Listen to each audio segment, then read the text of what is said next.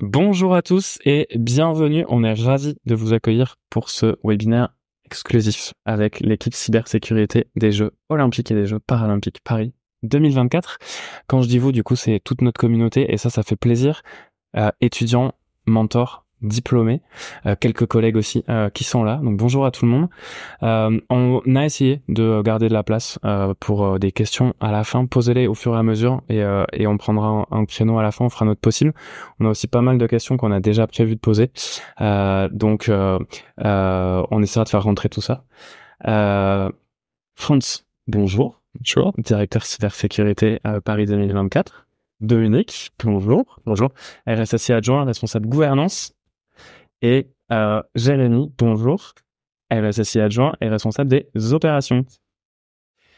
Encore une fois, merci beaucoup d'être là. Et bravo pour les jeux, puisque le premier élément que je pourrais rappeler, c'est quand même que malgré sûrement un certain nombre de tentatives de cyberattaques, ce qu'on retient surtout, c'est qu'il n'y a aucune qui a impacté le bon déroulement des jeux.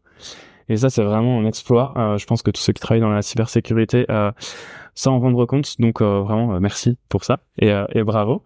Ce qu'on voulait faire aujourd'hui, c'était vraiment vous connecter avec notre communauté, qu'on puisse avoir des insights dans la mesure du possible sur les jeux.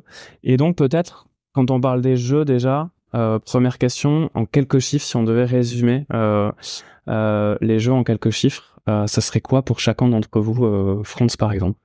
Moi, le premier chiffre qui me vient à l'esprit, c'est celui que tu as évoqué, c'est 0 incident de cybersécurité. Mais au-delà de ça, c'est pour donner une idée de l'ampleur du projet, c'est 4 ans et demi de préparation pour que, à l'approche des Jeux Olympiques, on opère quelque chose comme 12 000 postes de travail et endpoints divers et variés sur un réseau qui comporte 9 000 points d'accès à peu près et qui donne accès à quelque chose comme 240 et quelques applications qu'on a encore une fois construit au cours de 4 années et demie. 2 minutes, toi, c'est quoi ça? Ça fait quoi tes chiffres? Alors, peut-être un seul chiffre, pour moi, c'est 3 fois 100. En fait, 3 fois 100, c'est le nombre de personnes qui composent le Technology Operations Center pour supporter toutes les opérations technologiques durant les Jeux. Donc 100 personnes fois 3, en fait, qui se succèdent toutes les 12 heures pour faire un support 24 heures sur 24, 7 jours sur 7 pendant 2 mois d'été, quoi. Ok.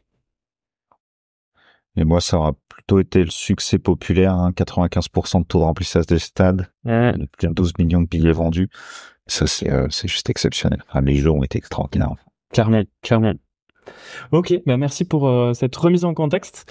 France, tu disais, du coup, ça a duré 4 ans et demi de préparation. Au début, côté cyber, c'était toi un peu tout seul, du coup, avec un antivirus. Ça ressemble à quoi au moment où tu rejoins l'équipe pour poser des fondations de la cyber? Alors moi, j'ai rejoint l'équipe début 2020, en fait 1 mois avant le confinement, pour rappel. Donc à ce moment-là, en effet, j'étais tout seul. Et puis il faut se souvenir que début 2020, on est un peu plus de 2 ans après Pyeongchang en 2018. Et Pyeongchang, c'est la grosse attaque qui a marqué l'histoire contre les Jeux Olympiques. Et on est le premier comité d'organisation à être créé après cette attaque. Donc avec une vraie préoccupation autour de la cybersécurité et très peu de contexte sur la façon de mener ce programme de cybersécurité qu'on a devant nous. Donc la première étape, c'est évidemment de commencer par discuter avec tous ces métiers que je connais pas. Moi, je viens de la banque. Alors le secteur de l'événementiel sportif, ce qu'on fait exactement au comité, c'est pas du tout évident.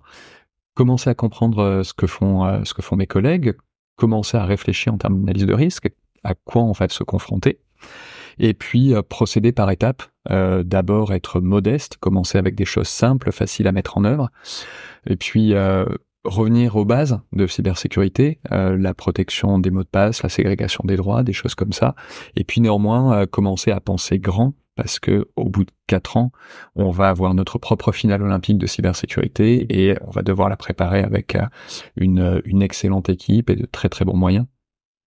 Et moi, toute cette période, en fait, il y a une citation qui est attribuée à Mark Twain que j'aime bien, qui illustre assez bien ce qu'on a fait. C'est ils ne savaient pas que c'était impossible, alors ils l'ont fait. Et vous avez fait effectivement. Bravo.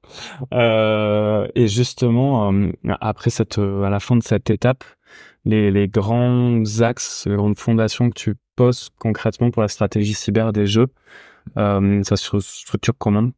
Alors la première chose, c'est ce que j'évoquais, pour être modeste, c'est le facteur humain. C'est essentiel dans toute organisation. En plus, nous, on va avoir plus de 5000 collaborateurs pendant les Jeux, des volontaires, des accrédités. Et puis à ce moment-là, il y a peu de ressources, peu de budget, donc commencer par sensibiliser, former les gens, c'est un premier axe. Ensuite, très rapidement, parce que c'est de là que je viens moi, c'est de la gouvernance, donc un gros travail sur la cybersécurité by design. C'est-à-dire comment on va accompagner tous les projets, tous les travaux qu'on va devoir mener pour qu'ils soient bons du premier coup et qu'on n'ait pas à y revenir quand on sera l'objet d'attaques étrangères. Donc tout un axe de réflexion sur comment, dans une organisation naissante, on met en place un framework, on accompagne les projets, on évalue leur cybersécurité. Un autre axe important, c'est ce qui deviendra la responsabilité de Jérémy, c'est tout ce qui est cybersécurité opérationnelle. Notre job, c'est de livrer les Jeux, c'est un spectacle qui va durer 2 fois 15 jours, et donc la capacité à détecter des incidents, à y réagir, elle va être essentielle. Donc on fait l'objectif qui va s'affiner au fil du temps, c'est qu'on est là pour faire de la vraie cybersécurité, on n'est pas là pour faire de la conformité, on est là pour que tout ce qu'on va faire protège le comité d'organisation. On va aussi s'entraîner, parce que dans un contexte où on n'a qu'un délai réduit pour faire notre travail, où on n'a pas le droit de se planter parce qu'il n'y a pas de deuxième chance, il n'y a pas de V2 quelques semaines après, par contre, on a la possibilité de se préparer parce qu'on sait que c'est l'été 2024 qui va être pour nous la date clé. Et puis ce qui apparaît un petit peu plus tard dans la réflexion, c'est que le succès des Jeux Olympiques, que ce soit en cybersécurité ou dans leur ensemble, c'est un succès qui est avant tout collectif. C'est-à-dire que il y a évidemment le travail du comité d'organisation qui est au centre, mais il y a une collaboration dans notre cas avec l'ANSSI, avec les opérateurs de sites, avec nos partenaires, avec nos fournisseurs et même avec des grands opérateurs d'infrastructures qui étaient nécessaires au succès de ces Jeux. Ok. Tu parlais de facteur humain avec le premier, et justement en parlant d'humain, au moment où tu te dis ok, j'ai la stratégie, j'ai mes parties prenantes, etc., se pose la question de créer, de donner vie à ton équipe. C'est quoi tes critères clés de recrutement à ce moment-là? On est une école, donc on va forcément sur le marché de l'emploi et insertion. C'est quoi les critères clés qui te viennent en tête pour constituer ton équipe?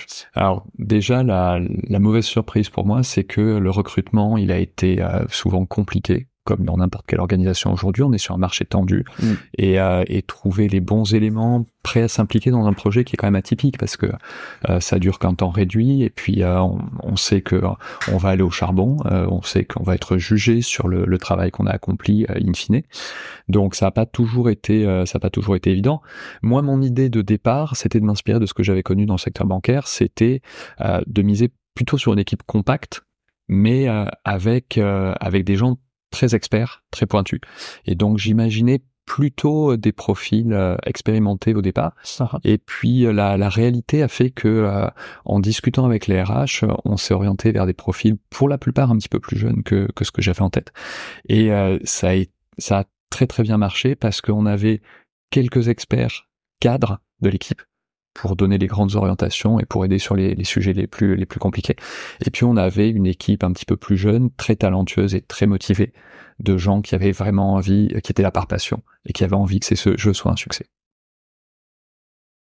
Et parmi eux, du coup, parmi les gens de l'équipe, vous deux, Dominique et Jérémy, vous avez rejoint l'équipe peut-être, je sais pas, en même temps, un peu en décalé, comment ça s'est passé? Et puis, quand vous avez été embauchés, finalement, c'était pour quelle mission respective? Dominique. Alors, on est arrivé à peu près en même temps, à l'été 2021, à 2 mois d'écart. Donc moi, j'ai été recruté pour toute la partie vraiment gouvernance, gestion des risques cyber. Et effectivement, au départ, la mission, lorsque je suis arrivé en septembre 2021, c'était comprendre finalement ce que c'était que un comité d'organisation. Quels sont les métiers finalement qu'on fournit et qu'est-ce qu'on vient délivrer en tant que comité d'organisation, parce que en fait avant ça, mon expérience c'était consultant en cybersécurité et en fait travailler pour plutôt des grands comptes. Ce qui fait que organiser les Jeux, organiser une compétition sportive, j'avais aucune idée de ce que c'était. Donc ça commence par une grande analyse de risque stratégique et bio-CRM, etc. Et ça, je suis parti à la rencontre en fait de tous les métiers. parler avec le médical, avec le sport, avec les personnes côté transport, du côté de la sécurité, du côté de la logistique. En fait, finalement, ça fait autant de core business que de services en fait qu'on peut retrouver dans une ville. On a un peu l'habitude de dire qu'on est un État dans l'État. Donc chaque business area qu'on avait au sein du comité était systématiquement en contact avec un des ministères finalement côté gouvernement. Donc c'était assez prenant et surtout passionnant de discuter avec tous ces corps de métier. Ok, super. Et toi de ton côté, Jérémy, du coup? Donc moi je suis arrivé juste avant les Jeux de Tokyo, donc quelques semaines avant Dominique. Et Franz partait à Tokyo, donc j'ai été livré au grand large, et je venais aussi moi du secteur financier, donc d'un très grand SOC à grosse taille européenne. Et ouais, je suis arrivé, il y avait l'antivirus. Et là surtout c'est mais de quoi on parle, qu'est-ce qu'il faut faire? Donc là j'ai refait l'historique un peu de tous les événements de cybersécurité qui avaient pu avoir lieu sur les jeux, donc avec beaucoup de sources ouvertes, choses comme ça. Qui sont les acteurs qui à un moment ont cherché à nuire au jeu, et du coup j'ai mappé ça alors pour les plus techniciens sur le Mitre Attack Framework, pour identifier vraiment quels seraient pour nous les points clés en stratégie opérationnelle à couvrir en priorité par rapport à ces groupes d'attaquants là. Donc typiquement tout ce qui était credentials et ainsi de suite, on a fait très attention durant toute la phase de vie du projet olympique et paralympique pour s'assurer particulièrement que ce secteur-là, on le protégeait au maximum. Donc ça a vraiment été ça, retracer un peu la timeline, identifier les attaquants, et puis construire une architecture qui soit pas une architecture qui doit durer 20 ans. Ça aussi, ça a été un des gros challenges. C'est 2021, les Jeux, c'était le 26 juillet 2024, la cérémonie d'ouverture. On s'arrêtait le 8 septembre. Mais il faut construire quelque chose qui soit à cet instant T-là le meilleur du moment, mais pas forcément dans une vision où je vais devoir faire du maintien en condition opérationnelle et ainsi de suite après. C'est si le 9 septembre ça tombe, c'est pas grave. Au moins toute la mission aura été réalisée, oui. Et avec les meilleurs moyens possibles à ce moment-là. C'est vrai que c'est vrai que c'est un projet qui a beaucoup de caractéristiques qui sont uniques qu'on retrouve pas ailleurs en fait. Cette à la fois un devoir d'exigence, mais aussi en sachant qu'après, il y a pas d'après, enfin, il y a plus rien fiction, donc ça va être assez unique à vivre. Pour ceux qui, du coup, t'as parlé de Mitre Attack, pour ceux qui connaissent pas, et qui sont curieux, sachez qu'on a un cours sur plonger dans l'univers de la détection et de la réponse à incidents dans la catégorie cybersécurité, où vous verrez un petit peu toute la timeline de ce que ça veut dire détecter, répondre à un incident, et dedans, évidemment, on parle de modélisation de tout ça, et notamment du Mitre Attack, donc n'hésitez pas à aller voir. C'est pas des placements de produits, les codes sont gratuits. Vous le savez. Ok, merci. Dominique, je reviens sur ce que tu as dit sur la somme des parties prenantes et l'ampleur de l'écosystème. Se préparer, tu l'as dit, ça veut dire capter tout cet écosystème. Ça veut aussi dire s'y insérer et puis s'aligner dans les deux sens, j'imagine. Vous alignez à ce contexte sportif et événementiel, et puis aussi les parties prenantes apprendre à parler un même langage autour des jeux et de la cybersécurité, avoir des bons réflexes, etc. Comment ça se passe, comment ça s'organise, et puis comment ça s'est passé, tout ce qui est lié à la sensibilisation, à la formation? Vous avez fait des choses spécifiques ou...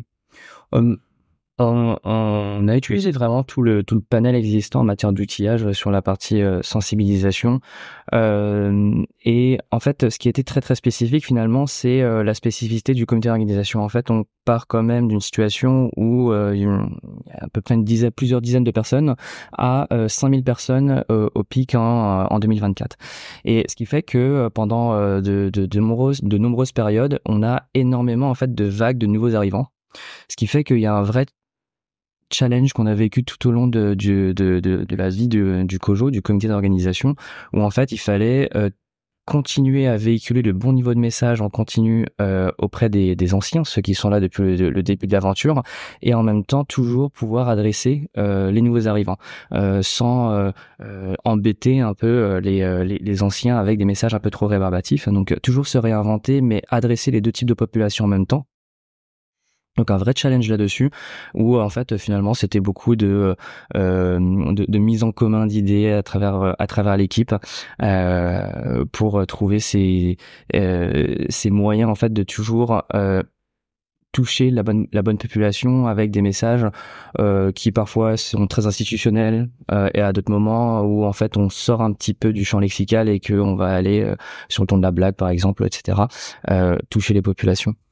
Du spécifique aussi dans la mesure où il s'agissait aussi d'identifier les personnes à qui on allait s'adresser. En fait, de manière assez naturelle, il y a le staff, la workforce interne, où on va adresser nos collaborateurs, donc vis-à-vis des règles internes qu'on se met en place et des règles à respecter, etc. Mais on a aussi des populations assez particulières. Par exemple, les volontaires, 45 000 volontaires à travers les Jeux Olympiques plus Paralympiques, qui sont une population en fait qui débarque à la fin. Oui. Et du coup, comment est-ce que déjà se comprendre d'un point de vue purement IT, digital, leur empreinte, qu'est-ce qu'ils vont réaliser à ce niveau-là, et donc ensuite c'est quoi les messages et qu'est-ce qu'on veut qu'ils appliquent pendant les Jeux en matière de sécurité d'information et de cyber. Et également toutes les populations qui ont un rôle très opérationnel au niveau des sites de compétition. Parce que travailler dans un bureau, on va dire, devant un ordinateur, faire de la bureautique, entre guillemets, les messages sont assez standards. En revanche, sur un site de compétition, dans un lieu où on accueille énormément de public, où il s'agit en fait de livrer, de construire des choses et d'accueillir des athlètes, des médias, des spectateurs, en fait c'est très particulier. Donc là encore, on s'est réinventé pour adapter nos messages par rapport à la réalité du terrain et par rapport à ce qu'ils vont véritablement faire. Et on aurait le droit d'avoir quelques exemples de messages clés passés. Tu parlais de côté staff, côté volontaire, pour avoir une idée. Bon, côté staff, côté volontaire. C'est finalement la façon dont on véhiculait le message qui changeait à la fin. Ça reste la sécurité d'information. Non, ce qui était hyper intéressant, c'est plutôt sur le volet site de compétition, où là en fait il y avait un vrai accent sur cette barrière entre le volet digital et physique. Donc typiquement en fait tous nos messages étaient portés sur les deux dimensions. Okay. Donc typiquement il s'agissait pas simplement de dire verrouille ton PC, mais en fait d'abord prends soin de ton asset informatique en fait de ton PC, parce que sur un site de compétition on peut avoir des bureaux, mais il peut y avoir aussi de gros engins et beaucoup de passages aussi. Donc typiquement c'est quelque chose qu'on a peut-être pas suffisamment anticipé par rapport au contexte local, mais on a eu des vols sur les sites de compétition typiquement, et ça c'est quelque chose c'est un vrai fléau en fait.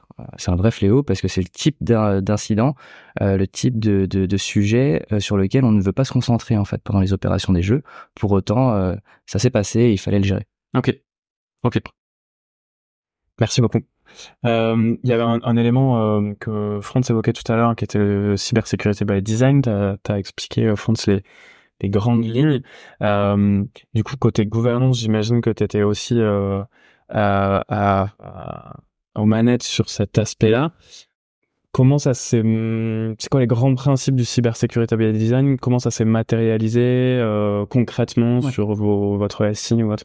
Et alors à ce niveau-là, donc je disais tout à l'heure, effectivement, les premiers mois, c'est réaliser une analyse de risque et de CRM, comprendre les métiers pour véritablement mettre les priorités au bon niveau. Ensuite, de manière beaucoup plus opérationnelle, dans l'idée, le comité d'organisation, dans les premières années, c'est une véritable machine à projet. On crée une nouvelle clinique pour les athlètes. On crée un village. On crée des entrepôts de la logistique. On crée un nouvel opérateur de transport. On est le deuxième opérateur de transport en France durant les Jeux. Donc, en fait, c'est une machine à projet. Chaque cœur de métier va lancer énormément de projets pour en fait s'armer, s'outiller. Et donc, la deuxième étape, c'était ensuite de créer cette stratégie d'intégration de la sécurité dans les projets et de l'appliquer. Et donc là, le security by design, l'intégration de la sécurité dans les projets, il y a toujours une phase de discussion avec les métiers où on va faire une sorte d'analyse d'impact pour comprendre finalement quelle est la sensibilité des données qu'ils manipulent, la sensibilité des applications, qui va utiliser ces applications-là, à quel point c'est exposé. Comprendre tout ceci en fait pour établir le niveau d'exigence cybersécurité qu'on va mettre en face. Dans l'idée, on disait, on a une deadline le 26 juillet 2024 et surtout on n'a pas de seconde chance. Donc on peut pas se dire partout on va monter des murs énormes et en fait on va mettre des niveaux de contrôle potentiellement inatteignables et ce qui fait qu'en fait on va pas pouvoir livrer. Donc l'idée c'était vraiment de pouvoir mettre le bon niveau de contrôle par rapport à la sensibilité de ces applications, de ces systèmes. Et donc ça passe par cette grande phase où on discute énormément avec le métier et ensuite on va intégrer ces exigences à chaque phase du projet. Donc s'il y a un appel d'offres véritablement discuter avec tous les soumissionnaires pour voir à quel niveau en fait ils peuvent se situer par rapport à ce qu'ils doivent nous produire. Ça passe par des analyses de risque où en fait on va évaluer un petit peu le niveau d'exposition, le niveau de vulnérabilité d'une application et ensuite voir s'il y a des choses à ajuster. Et justement en fait vis-à-vis de notre appétit au risque, est-ce qu'il y a des choses qu'on est prêt à accepter ou pas par rapport à l'usage qu'on va en faire et du risque associé. Une phase de validation où en fait on va réaliser des tests d'intrusion avant la mise en production et derrière garder ça en continu, donc avec des audits réguliers mais aussi un programme de bug bounty. Donc ça c'est quelque chose qui était aussi très cher à Franz de pouvoir mettre ça en place et c'était une super idée parce qu'en fait ça a beaucoup complémenté tous les efforts précédents, de dire qu'en fait on avait une équipe de hunters, de chercheurs en cybersécurité qui en fait avaient tout le loisir et tout le temps disponible pour attaquer nos systèmes. Ok. Et ça typiquement pour en termes de simulation entre guillemets pour mettre aussi sous pression les équipes opérationnelles, c'était top. Ok. Ok. Donc en fait, globalement, c'est un socle au début. Ensuite, au cas par cas, on voit si on monte plus ou moins le mur pour optimiser les efforts et l'ergonomie de tout ça. Et puis, on vérifie que ça a bien été fait via des audits, des tests d'intrusion. C'est ça. Pour passer un premier coup de tampon et au fil de l'eau du bug bounty pour confirmer que sur un temps plus long, tout va bien. Et en plus, ça fait un petit peu de travail du côté de Jérémy, quoi, un petit peu d'entraînement. Et justement, Jérémy, quand on en parlait tout à l'heure, il y a quelque chose que tu dis souvent, c'est train hard, fight easy. J'ai l'impression que ce que tu viens de dire, Dominique, c'est un peu en transition aussi. Un des inputs que j'entends, c'est Hunter, ces chercheurs qui vont un peu stimuler tout l'écosystème supervisé. Plus largement, comment vous êtes entraîné pour l'événement? En fait, la métaphore, c'est la bonne. C'est vraiment ça, entraîner. On était dans le contexte sportif, donc elle est un peu tarte à la crème, mais elle est vraiment comme ça. C'est comment on voit nos fondamentaux, comment on se prépare pour le jour de la compétition, comme disaient Franz et Dominique, s'assurer que on est prêt le jour J à l'heure H pour réussir notre entrée en scène. Et donc toute cette phase d'entraînement, donc il y a eu du bug bounty qui était très important et intéressant aussi pour nous pour aller remettre des mesures de sécurité complémentaires. Il y a eu toutes les phases de pentest, mais qui sont plutôt en amont des opérations puisque c'est avant la livraison à la partie opérationnelle. Et puis dans ce qu'on a fait, il y a deux choses qui sont très marquantes et très impactantes. C'est les technologies rehearsal. Donc ça, c'est quelque chose qui est très lié à l'événementiel, et notamment à l'événementiel sportif, que ce soit les Jeux du Commonwealth, que ce soit les Jeux Olympiques et Paralympiques. C'est des semaines pour ceux qui font du trail, qui peuvent s'apparenter à des week-end shocks où d'un seul coup, on va partir, on va aller à fond. Et typiquement, on commençait les entraînements le mardi matin, on les finissait le jeudi soir. Pendant ces 3 jours-là, on s'est pris 100 crises de sévérité maximale et avec rotation des équipes. Donc c'est comment on est en mesure de gérer ça. Et cet entraînement-là, il est à la fois technique, puisque là on va vérifier nos process. Donc il y en a deux, hein. Il y en a un en mars, un en mai. En mars, on est plutôt sur le test du process. En mai, on est vraiment aussi sur les opérations. Donc moi, je suis allé sur des sites de compétition, simuler des attaques pour voir comment mes copains pouvaient réagir. Mais pas beaucoup à ce moment-là. mais c'était ce qui était fait. Et ça nous a permis d'énormément apprendre. Ça nous a permis d'apprendre à vivre en commun. Parce que au sein du centre des opérations de cybersécurité, il n'y avait pas que Paris 2024. On en parlera un peu plus tard, mais il y a quand même beaucoup de partenaires, de parties prenantes, qu'on a voulu vraiment intégrer ça côté CISOC. Donc Cyber Security Operations Center en CISOC. C'est pour ça qu'on met le C, parce que le SOC c'est le Sport Operations Center, donc c'est pas la même. Donc on a entraîné ça. Ça nous a permis non seulement de voir nos propres aspects, mais aussi l'aspect humain, qui est important, parce que pendant les jeux, on a vécu jour et nuit, vraiment, avec les mêmes personnes. Et il fallait aussi qu'à un moment, le feeling passe, que ça marche entre nous, et ces exercices-là nous permettent ça. Donc ça, c'était la phase de technologie rehearsal. Et puis, on a eu la phase de Red Team, où là, on apprend énormément, parce que ils sont très très motivés, ils sont très très bons aussi, et ça nous a permis d'identifier des chemins de compromission qu'on n'avait même pas en tête. Okay. Donc à partir d'un mot de passe faible, ils réussissent à rebondir, exploiter des 0D qu'ils ont publiés récemment, pour réussir à remonter au cœur de notre infrastructure. Donc tout ça, donc, évidemment on corrige tout ce qui est identifié, mais ça nous permet aussi d'aborder les jeux avec une vraie sérénité, une vraie confiance, parce qu'on sait que parmi les meilleurs se sont entraînés avec nous ont entraînés, et qu'on connaît nos périmètres, tout le travail qu'a fait Dominique en amont sur le security by design et autres. Là, ça nous permet d'arriver en se disant on est quand même plutôt bien armé, tous les fondamentaux on les a, on est prêt à aller sur le ring et puis à prendre des coups, mais aussi à pouvoir répondre si jamais il y a des choses qui rentrent. Ça m'évoque une question, ce que tu dis en lien avec le Cyber Security by Design. Est-ce que ça veut dire que pendant le Cyber Security by Design, il y avait aussi des exigences sur la capacité de journalisation et de remontée d'informations au CISOC pour que justement vous soyez le moins aveugle possible? Parce que c'est clé aussi dans les opérations de savoir ce qui se passe vraiment. Il y a la partie protection. On va renforcer les mots de passe ou les mécanismes d'authentification, etc. Il y a aussi le fait de savoir faire interopérer beaucoup de systèmes différents et puis de remonter des informations qui vous sont exploitables. Ça fait partie des choses que... Il y avait un vrai passage de flambeau, ou en tout cas un vrai moment à partir de courant 2023, où en fait on a ajouté une étape. Parce que le Security by Design, les différentes étapes que j'ai mentionnées, c'est finalement des choses assez classiques qu'on peut trouver dans des organisations assez matures en matière de cyber. Sauf que là, on avait une étape supplémentaire, c'est ce que nous, on a intitulé un peu l'operational readiness. Où finalement, on s'est créé une instance interne au sein de l'équipe cybersécurité où toute la connaissance et toute l'architecture des différents projets, l'identification de toute la stack, entre guillemets, cybersécurité, qui va venir protéger tous ces systèmes-là. En fait, on avait cette phase de déjà passage de connaissances par rapport à tous les risques identifiés et comment ça marche aux équipes opérationnelles, celles qui allaient gérer tous les incidents durant les opérations. Et en fait, on prenait par rapport au scénario de risque les types d'incidents qui pourraient se dérouler durant les jeux.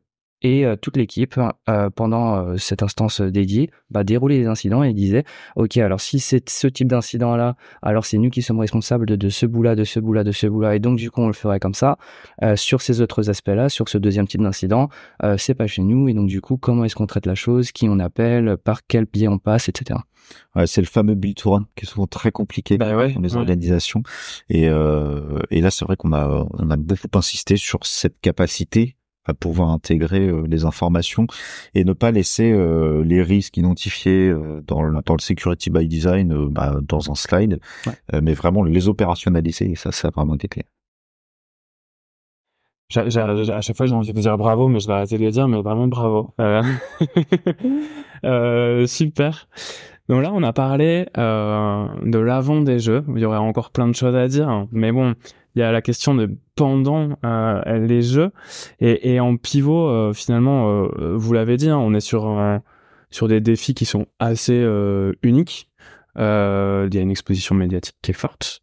La question, c'est pas, enfin, on dit tout le temps l'adage générique en cybersécurité, c'est plus quand est-ce qu'on va se faire, enfin, est-ce qu'on va se faire attaquer, mais quand est-ce qu'on va se faire attaquer. Là, c'est même plus ça, c'est on sait qu'on va se faire attaquer, on sait que ça peut arriver à partir de là et jusqu'à là. Donc ça, c'est la certitude qu'il y a. C'est assez avec tous les projecteurs braqués sur vous. Je prends pas de pincettes, de toute façon la pression est derrière vous, donc c'est bon. Importance de la coordination, vous l'avez dit, chacun l'absence de droit à la deuxième chance. Et ça marche pas. Et après c'est trop tard. Je dis pas bravo, je dis bravo.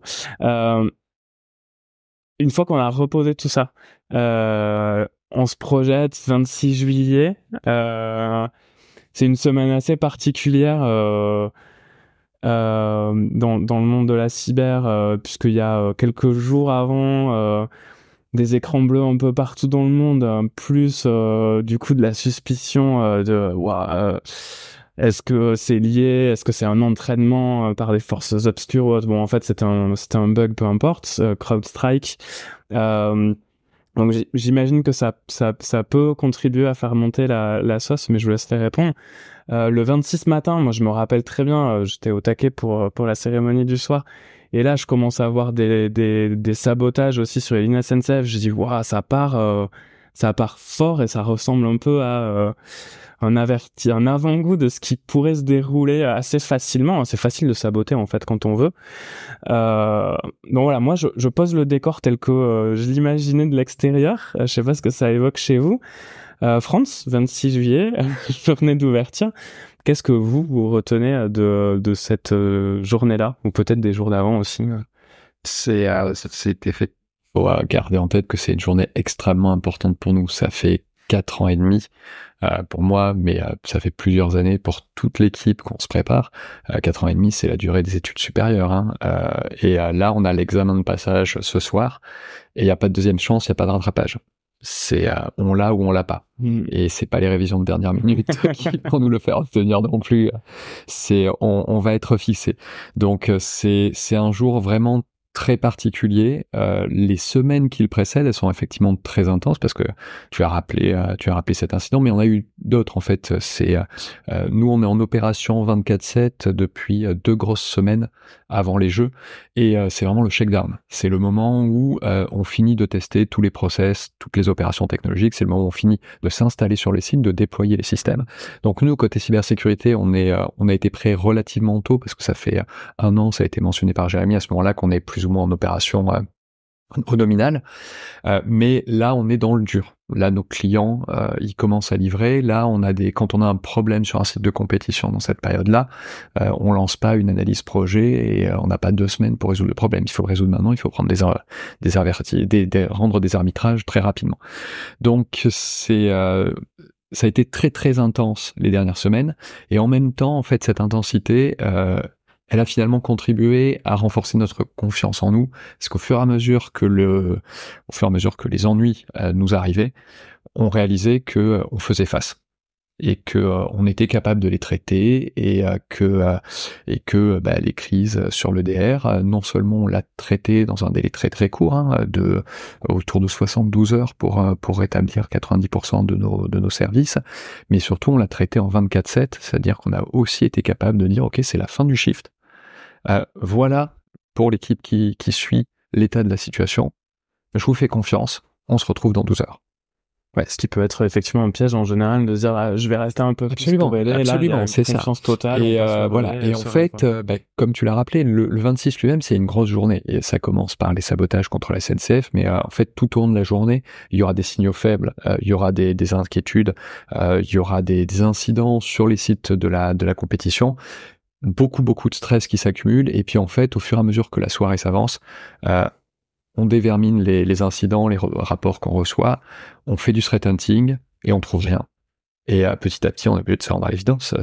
Alors que c'est du point de vue des attaquants, c'est le moment où nous frapper, c'est le moment où on est le plus exposé. Et en fait, on a bien bossé, et on va la gagner cette finale. Super. T'as amorcé une idée d'organisation avec les shifts, etc. Jérémy, est-ce que tu pourrais nous raconter un peu plus l'organisation, comment est organisée l'équipe pour justement tourner, passer l'info, etc. Que ça se passe bien, quoi.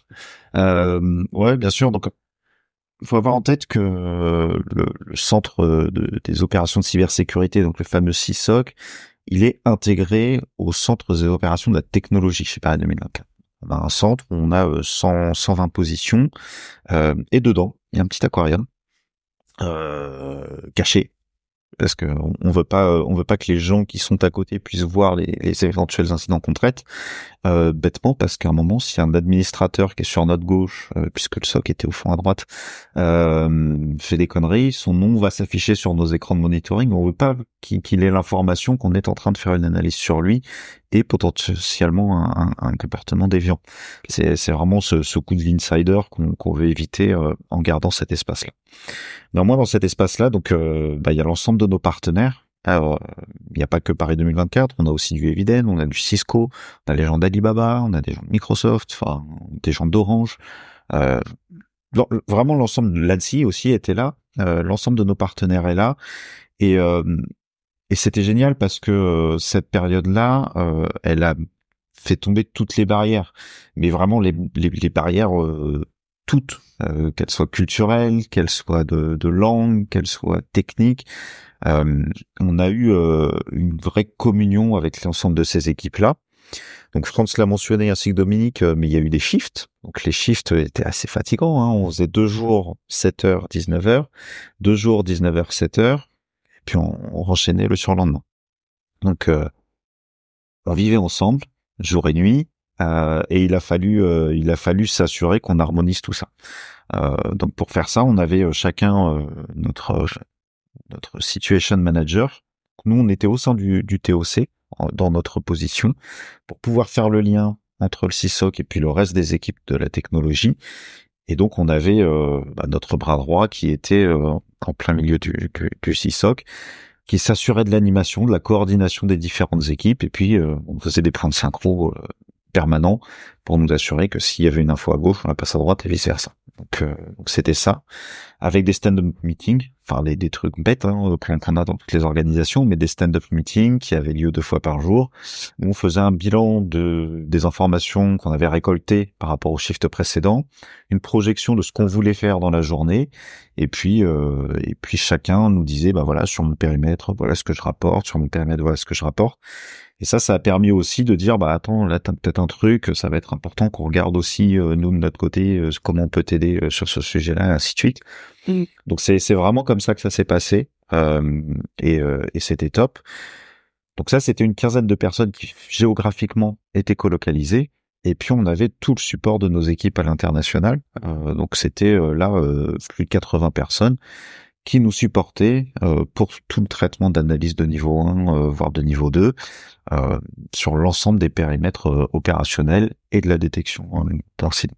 Donc, toute cette coordination-là, ça a été un vrai facteur clé de succès pour nous dans les jeux. L'expérience, t'as cité un certain nombre de barrières qui ont pu être levées. Il y a aussi celle des entités. C'est-à-dire que moi, je suis provider X, je veux montrer que j'ai bien fait, donc peut-être que par défaut, je vais avoir tendance à mettre un peu sous le tapis des choses, le fameux indicateur vert pastèque qui est rouge à l'intérieur, mais que tu montres vert pour que tout va bien. C'était un enjeu à montrer que tu fais bien le taf. Ça, c'est super néfaste en cybersécurité. Si chacun fait ça à son niveau, tout va bien, alors qu'en fait, pas du tout. C'était naturel dès le début pour chaque entité d'être transparent, quitte à s'afficher un peu face à la concurrence, ou est-ce qu'il a fallu forcer un peu la confiance et la transparence justement sur ça?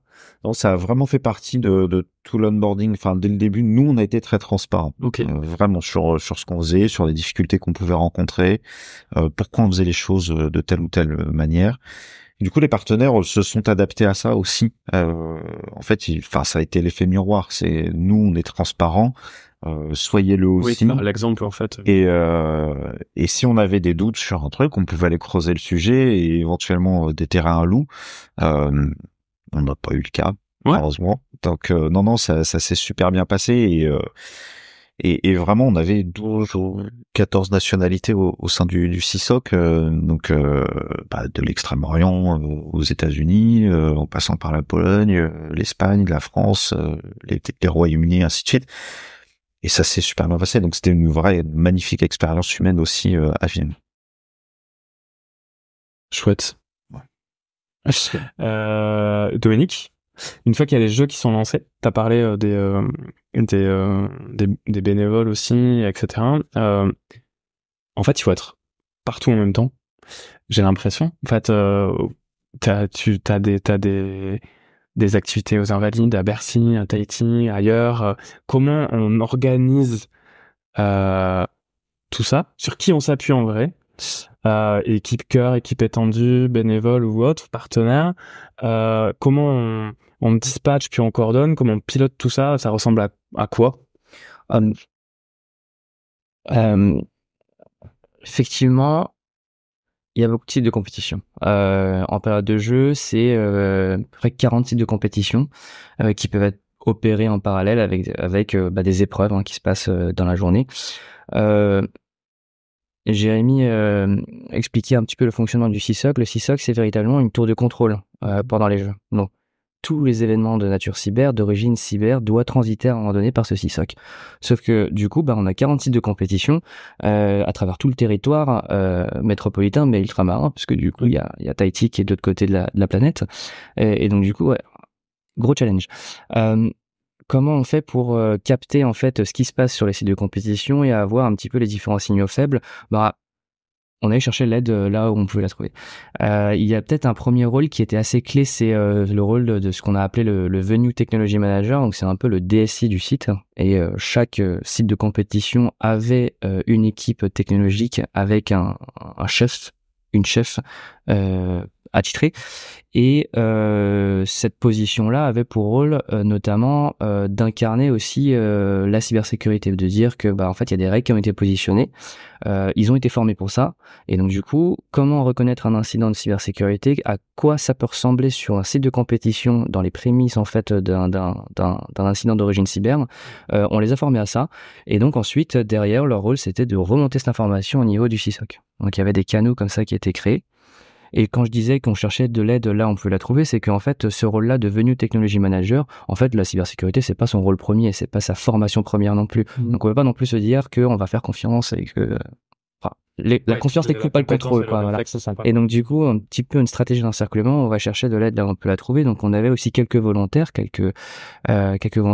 avaient aussi reçu une formation cyber du même ordre que ce qu'on faisait avec les Venue Technology Managers pour justement également remonter des informations au niveau de l'équipe cybersécurité, au niveau du CISOC. Et enfin, on a créé aussi une nouvelle position dans le cadre de l'organisation des jeux, quelque chose qui n'a jamais existé dans les Olympiades précédentes. C'est une sorte de Cyber Security Flying Squad. Donc on a quelques ressources qu'on a disposées en fait dans les par cluster devenu. Donc en gros une équipe des personnes qui peuvent rayonner sur plusieurs sites de compétition au besoin. Cette position-là était aussi clé dans le fait de se dire on est prêt et on a un bon niveau de préparation. Parce que sur les quelques jours, les quelques semaines qui ont précédé l'ouverture des épreuves, ces équipes-là ont en fait balayé tous les sites de compétition pour vérifier que dans l'installation des différentes technologies qu'on vient apporter en overlay sur les différents sites de compétition, que tout est fait selon les règles. Parce qu'en fait, le truc avec l'organisation d'un événement, pas que sportif, mais d'un événement, en fait, c'est qu'en fait, on peut faire des plans, on peut faire de la planification vraiment à la virgule près, mais à un moment donné, il y a la réalité terrain. Et donc, du coup, ce qu'on a dit qu'on allait faire, potentiellement, c'est pas ce qu'on fait. Et donc, du coup, côté cyber, c'est un peu embêtant parce que nous, on a mis des choses, mais si c'est pas exactement ça qui est fait, on n'a pas forcément le même niveau de compréhension. Donc, les équipes ont balayé tous les sites pour justement comprendre si on était au bon niveau de compréhension et surtout s'il y avait des choses à ajuster, de l'ajuster avant les épreuves. Et pendant les épreuves, ils agissaient en tant qu'un peu dans un rôle de first responder, de dire qu'en fait, si jamais au niveau du Cyber Security Operations Center, au niveau de cette tour de contrôle, on avait un besoin d'aller collecter des logs, d'aller voir ce qui se passait sur le terrain, parce qu'en fait, il y avait pour éviter un peu cet effet tour d'ivoire, nous on reçoit une information dans un ticket, on veut aller vérifier en première approche, au premier degré, ce qui se passe. En fait, on avait cette brigade volante qu'on était en mesure de dispatcher directement sur le site de compétition pour aller de première main collecter l'information. Le bras armé du coup sur le terrain. Ouais, tout à fait. Ok, super. Il me reste 2 questions sur plutôt orientées du coup carrière et compétences. Avant ça, je vais vous laisser la parole. Qu'est-ce qui vous a le plus marqué à chacun d'entre vous et que vous avez envie de nous partager sur ces jeux? Moi, c'est la dimension humaine de ce qu'on a fait. Alors j'ai un souvenir très très fort. On parlait tout à l'heure du jour J, de la cérémonie d'ouverture, et moi je compare ça à un lancement de fusée à Cap Canaveral. À la fin de la cérémonie d'ouverture, lorsque la torche olympique s'envole, là on sait que on a réussi, on se tombe dans les bras les uns des autres et on célèbre le succès de ces années de travail. Donc c'est un moment très très fort. Mais en fait, c'est un moment qui s'est prolongé plusieurs semaines après parce que au fur et à mesure qu'on a pu, que nos opérations se sont poursuivies, et puis que par la suite on a consolidé les acquis de cette expérience avec nos partenaires, avec nos fournisseurs, on a reçu de nombreux témoignages de gens qui avaient travaillé avec nous et qui nous ont expliqué comment la vision qu'on avait portée, le projet qu'on avait porté, les avait affectés eux. Et c'est extrêmement émouvant de discuter avec des grands professionnels et de s'entendre dire que on les a amenés à se remettre en question, qu'ils estiment qu'ils ont grandi à nos côtés, ou qu'on a pu les aider à notre façon à mobiliser des ressources pour conduire à bien leur programme de cybersécurité. Merci. Je vais dire un peu la même chose, mais peut-être de façon un peu différente. En fait, on a mentionné les technologies rehearsal. C'est un moment assez particulier parce que véritablement on nous balance des incidents, on nous balance des problèmes à longueur de journée et en parallèle. Il faut tout gérer en même temps. Donc il faut imaginer une situation où il y a un peu le feu partout et il faut tout gérer. Les technologies rehearsal, l'un des mission statements, c'est de tester l'échec. Et en fait, le but c'est de véritablement mettre toutes les équipes en situation d'échec. Et ce qui peut être très difficile en fait à vivre, de se dire en fait j'y arrive pas, il y a trop de trucs en même temps, potentiellement ce process-là je le connais pas par cœur, etc. Enfin, ça peut être assez difficile à chacun à son niveau. Et en fait, tester l'échec, mettre toutes ces personnes-là dans cette situation de difficulté extrême, à la fin, de se dire collectivement on a réussi à surmonter ça. Moi j'ai trouvé ça génial. Enfin, c'est peut-être un peu sadé ou quoi, mais moi je me suis beaucoup amusé à ce moment-là. Mais au final, ça a vraiment participé au fait de dire le 26 juillet typiquement, il pouvait se passer énormément de choses. Il s'est passé énormément de choses le 26 juillet, mais en fait on était toujours serein. Pas forcément calme au sens où il se passe beaucoup de choses, mais serein dans la mesure où en fait on sait que collectivement on va peut-être pas tout résoudre au meilleur niveau et remettre tout brillant, etc. Mais on sait que on va arriver à faire quelque chose. On va arriver à collectivement résoudre n'importe quel type de situation. Et d'ailleurs, on parlait pas forcément de crise à ce moment-là, on parlait de situation exceptionnelle. Tout ça pour dire que il y a pas de crise en fait, il y a pas de situation qu'on n'est pas en mesure de gérer. Et ça, moi j'ai trouvé ça très très fort et c'est quelque chose que je retiens et c'est des bons moments a posteriori. Ok. Ouais, c'est ça, c'est ce niveau d'exigence qui a été notre vecteur pendant toute cette phase de préparation. On a quand même beaucoup bossé. C'était pas calme. Parce qu'il fallait se préparer au pire. Enfin, vraiment, ce que je dis, le trainer Fight Easy, préparez-vous à pire pour espérer le meilleur. C'était vraiment ça. On a fait comme si l'Armageddon se produirait, et on n'a pas lâché les efforts. Vraiment, il y a aucun moment où on a baissé la garde ou quoi que ce soit, parce que même quelques mois avant les Jeux, il s'est passé des choses autour de nous. On l'a su. On a su réagir comme il fallait à ce moment-là aussi. Et ça, c'est c'est bien parce qu'on aurait pu se dire on attend le jour J et là on se met en marche. Et non, on a vraiment commencé en amont pour justement le jour J arriver à la compétition et se sentir bien. C'est pas pour autant que la cérémonie d'ouverture, même si on en a tous un souvenir a posteriori très extraordinaire, toutes les 2 minutes, je pense que je regardais par en me disant mais c'est long quand même. C'est vraiment long. Ouais, et puis après, on a eu les premiers jours de compétition, on a vu que ça se passait bien, et là, le stress s'en va, on commence à profiter, nous aussi, de l'événement. Et ça a été génial. Chouette. Je crois qu'on a pas mal de questions, côté étudiant. Je vais en poser une dernière, qui est peut-être dans la liste des questions déjà posées. On a déjà mentionné via les critères de recrutement les types de postes qui ont été recherchés et autres, et au final on a aperçu de ce qui constituait l'équipe. Je vais fusionner une question en global, je vais répondre ce que vous voulez, à ce qui compte pour vous. La cybersécurité, c'est un écosystème qui peut attirer pas mal de monde. Il y a à la fois une sorte d'intérêt et à la fois des fois une forme de censure en disant bah oui mais j'ai pas tout ce qu'il faut pour en être. Est-ce que toutes les réponses sont autorisées? Est-ce qu'il y a de la place pour tout le monde en cyber? Première question. Deuxième question, et comme ça je vais choisir ou faire les deux. Si vous aviez un seul conseil à donner à quelqu'un, à nos étudiants notamment, ou aux professionnels qui souhaitent se lancer dans une carrière en cybersécurité, quel serait-il? Alors, je vais au moins répondre sur la première partie. Je vous laisse réfléchir sur la seconde. Non, alors, est-ce qu'il y a de la place pour tout le monde en cybersécurité? Au risque de pas être politiquement correct, non, parce que ce sont des métiers qui sont exigeants sur le plan du stress, de la rigueur, et puis il y a beaucoup de métiers qui sont techniques. Donc, tout le monde ne peut pas tout faire en cybersécurité. Par contre, les gens motivés, les gens qui sont prêts à se remettre en question, qui sont prêts à apprendre, peuvent tous faire de la cybersécurité. L'équipe, la Core Team de Paris 2024, à l'exclusion de nos partenaires, c'était en pointe une quinzaine de personnes qui représentaient à peu près tous les métiers de la cybersécurité. Il n'y avait pas 2 personnes qui faisaient le même taf.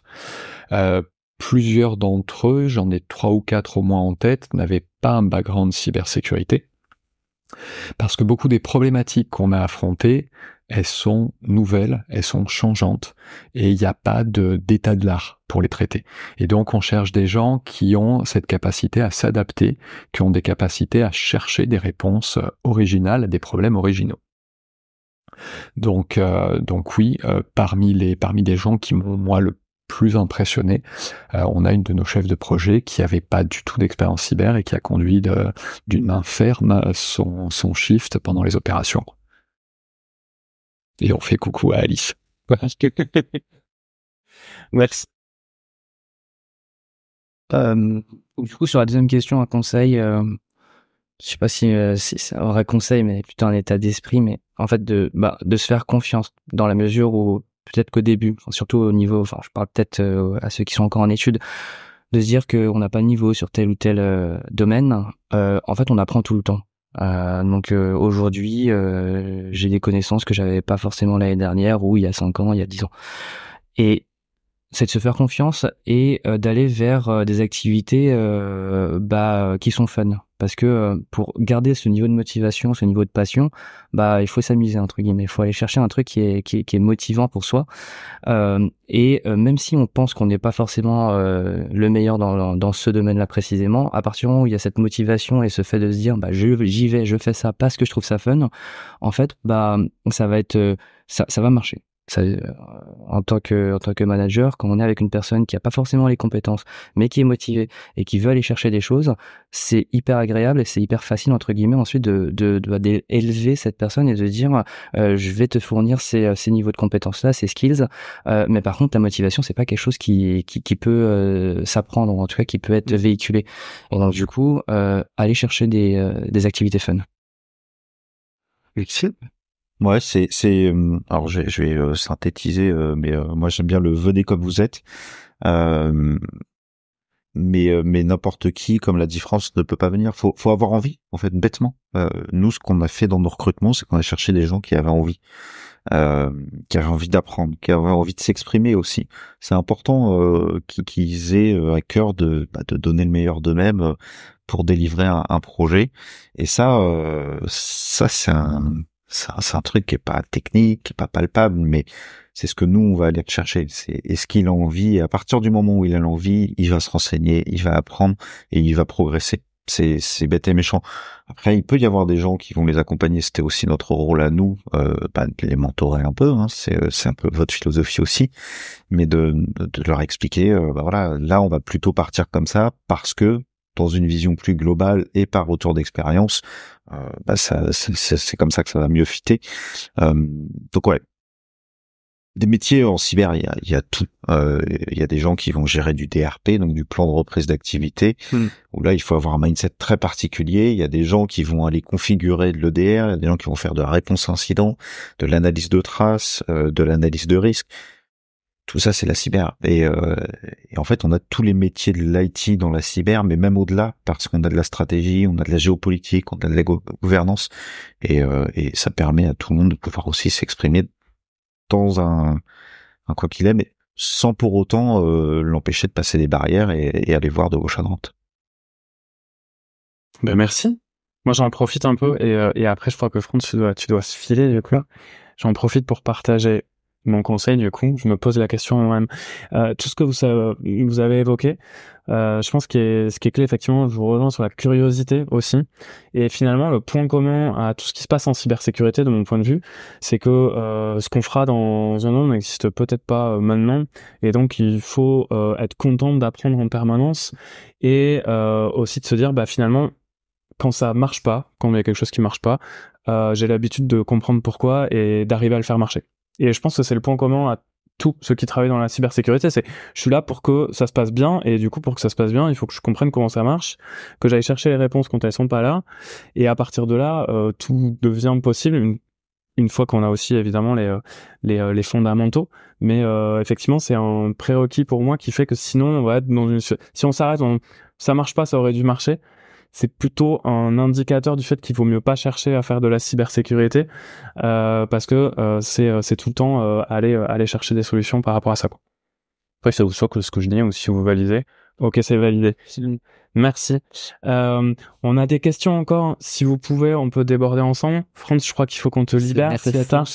Merci à tous ceux qui sont en ligne et puis merci à toi pour cette occasion de partager cette expérience extraordinaire. Eh ben, un grand merci à toi et à vous, mais ça je vous le dis tout à l'heure. Je te laisse filer puis on se tient au courant. Et je vais enchaîner par la question. Merci. Pas toutes, désolé, il y en a pas mal. Je pense qu'on peut se laisser 5-10 minutes pour déborder, ça vous va? Ok, studio c'est ok aussi. Alors, au hasard, il y a une question de Nicolas qui demande sur cette phase d'analyse de risque, planification, préparation, combien de temps à peu près ça dure par rapport à la matérialisation de tout ça? Est-ce qu'il y a une phase puis ensuite on enchaîne? C'est peut-être itératif, je sais pas. C'est hyper itératif. Ok. À vrai dire, dans la stratégie initiale et les premiers budgets par exemple qu'on a pu dresser, cette phase-là d'intégration de la sécurité dans les projets, les analyses de risque, l'accompagnement projet, c'est quelque chose qu'on avait fait terminer décembre 2023, janvier 2024. En fait, jusque juillet, ça a continué. Okay. Donc, c'est très itératif. Les métiers, comme on aime dire, ils ont toujours plein d'idées. Et typiquement, on a beau leur dire, non, en fait, on touche à plus rien. À partir de janvier 2024, on fait un freeze technologique et en fait, on n'implémente plus de nouvelles fonctionnalités. On va plus faire appel à de nouveaux tierces parties pour ajouter des applicatifs à droite, à gauche, etc. On arrête tout. On fige l'image et c'est ce qu'on est capable de gérer. Pareil, ça n'a pas du tout été le cas. Et je pense que c'est quelque chose que sur les Olympiades suivantes, ils vont toujours prononcer ce genre de frise technologique, mais le métier et la réalité de l'événementiel, c'est qu'à un moment donné, il se passe quelque chose et il y a un métier qui s'adapte pareil et qui va dire bah maintenant en fait par rapport à telle technologie ou par rapport à telle idée pour pouvoir mettre de l'ambiance dans le stade, etc. Bah on va faire ça. Bah ils le font en fait parce que il faut que l'événement soit un succès et donc du coup tout le monde participe à ça. Et finalement nous aussi on a dû se réinventer parce que on avait dit on finit le support début 2024 et en fait on a continué jusqu'à la fin. On aurait bien aimé arrêter avant, mais donc ça reste tout du coup. Ouais, donc itératif et continu. Ok. On a parlé de zéro impact sur le déroulement, donc zéro incident in fine qui a un impact. Avant ça, est-ce que vous avez des stats partageables sur les tentatives ou sur des incidents, des événements que vous avez eu à traiter macro? Oui, on en a. Ils sont peut-être partageables. Plus que des éléments quantitatifs, plus du qualitatif. Ok. Par rapport à ce qu'on attendait, ce qu'on a vu finalement. Je me rappelle quand j'ai passé mon entretien d'embauche avec France, je lui avais dit, je sais que le 26 juillet à 20h, il y aura des DDoS. Ils ont commencé avant 20h, mais des DDoS, on en a eu à l'appel, mais durant tous les Jeux Olympiques finalement. Déni de service où le but c'est de rendre indisponible un périmètre en le surchargeant quoi. Okay. Et il y a eu des facteurs externes et c'est là où c'est important d'avoir la curiosité qui ont amplifié à un moment donné ce mouvement-là. L'arrestation du PDG de Telegram, Pavel Durov, début septembre, pour nous c'était le moment où il y a eu les Jeux paralympiques. Il y a des groupes d'activistes qui, en répression à ça, ont attaqué les sites français et ont attaqué l'image de la France de façon assez globale. Donc ça a eu des conséquences sur notre terrain cyber à nous des Jeux, puisqu'on était à un moment donné la vitrine de la France. Donc ce genre de choses-là, ce contexte externe-là, il faut bien l'avoir en tête. On l'a eu à ce moment-là, on l'a eu aussi avant, avec des prises de position par rapport à la participation de certains pays. Il y a toujours une représaille dans le monde cyber. Et ça c'est ce qui est vachement intéressant dans notre métier. C'est, comme tu le disais tout à l'heure, la réalité d'aujourd'hui n'est pas celle de demain, parce que le contexte autour de nous fait que tout s'adapte. Donc on a eu ça. On a eu aussi tout ce qui a été tentative de compromission de mot de passe. Donc c'est pour ça aussi qu'on est passé très vite au MFA number matching. Donc quand on reçoit une demande de validation d'authentification sur un second facteur, là on a un code qui s'affiche à gauche pour le rentrer à droite. C'est pas juste oui j'accepte, parce que ça on avait vu nous au moment où il y a eu en septembre 2022 je crois, même peut-être plutôt que ça, octobre 2021, il y a eu toutes les grandes attaques contre les grandes entreprises de la tech aux US où c'était du MFA bombing, donc ils envoyaient jusqu'à 500 messages à un pauvre opérateur qui à un moment disait j'en ai marre, vas-y, c'est moi. Il doit y avoir un bug, c'est moi. Et là, ça leur a permis de rentrer dans des systèmes très clés. Donc ça, on a fait très attention à tout ce genre de choses-là, et on a été confronté à ce genre d'attaque-là, au phishing, enfin, c'était très classique aussi. Mais donc c'était important pour nous. Je reviens vraiment sur le côté qualitatif. Le quantitatif est peu important. Les chiffres de toute façon sont partout dans la presse. Il y a pas de sujet, mais le qualitatif est bien plus important parce que on a dû se préparer à faire face à des adversaires qu'on connaissait, dont on s'attendait à des choses et qui ont eu lieu. Mais il y avait aussi le tout venant en amont, donc en fait on avait quand même tout le système de classique à protéger et toutes les mesures classiques d'hygiène qui nous ont aussi vraiment servi à protéger le comité d'organisation, qui est une association administrative, mais qui est cette association qu'il faut faire vivre jusqu'au jeu, sécuriser jusqu'au jeu, vivre les jeux et sécuriser après les jeux. Donc on a eu tout cet environnement-là à protéger. Ok. Il y avait une autre question en lien avec ça, tu parlais de qualitatif justement. Est-ce que vous avez constaté un grand écart entre les types d'attaques et incidents auxquels vous étiez préparés et ce à quoi vous avez été réellement confrontés? Finalement, non. Je pense que c'est les vols. Ouais, j'étais surpris, ouais. Mais ils volaient des machines dans les cartons. Oui. C'était pas c'est juste, ils allaient dans le stockage. Ouais, surprise. C'est un impact opérationnel. Ouais, parce que derrière, il faut des PC, vous les avez plus faire des... C'est ça. Ok. Mais, finalement, très peu d'impact. Ok. On a quelques questions sur les technologies. Alors, place de la blockchain dans la cybersécurité des jeux. Une question sur les protocoles d'authent. Tu parlais de la MFA tout à l'heure. Est-ce qu'on est sur du OAuth 2, du OpenID Connect ou autre? C'est du très précis. Et j'essaie de faire le tour des autres mots-clés utilisés côté techno. L'utilisation de l'IA, donc c'est un mot assez large. Si on pense IA générative, est-ce que vous avez fait des choses autour de ça, et puis plus largement, est-ce qu'il y a des solutions qui embarquaient l'IA d'une manière ou d'une autre? IA, blockchain et protocole d'authent. On le contre-pied de tout ça. Allez. Blockchain, non, ça, on n'a pas mis les pieds dedans. Je vais vraiment prendre le contre-pied et dire plutôt ce qu'on a fait.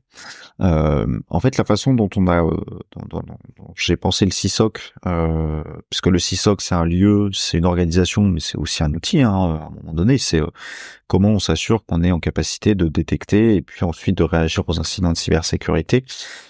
Là, il y a eu à mon sens, un vrai shift par rapport à ce qui peut avoir lieu d'habitude dans les organisations, et c'est vraiment ce que je disais en introduction tout à l'heure. Pendant le mois et demi où on a été sous les feux des projecteurs, il fallait qu'on ait une solution qui, à cet instant-là, réponde à nos besoins et soit la plus qualitative pour nous. Donc, plutôt que de se dire on fait un SOC à l'ancienne, les modèles d'il y a 10 ans, où on envoie tous les logs au même endroit, on fait nos règles de corrélation, et puis après on a des alertes qui viennent, les analystes vont les trier, ainsi de suite. On a choisi de faire confiance aux outils de type XDR maintenant. Si je prends des exemples, Cisco XDR, Microsoft Sentinel, nous on était sur le cloud d'Alibaba qui est partenaire mondial des jeux, et ils ont le Security Center. Et en fait, la façon dont vraiment j'ai approché le truc, ça a été de me dire, je reprends pas les logs de toutes les solutions qu'on a mis en place pour moi réécrire des règles de corrélation. J'ai juste pas le temps.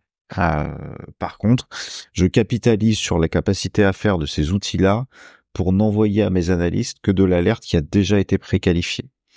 Donc typiquement, Sentinel nous remonte des alertes. On a les logs par ailleurs et il va nous expliquer pourquoi l'alerte a été remontée.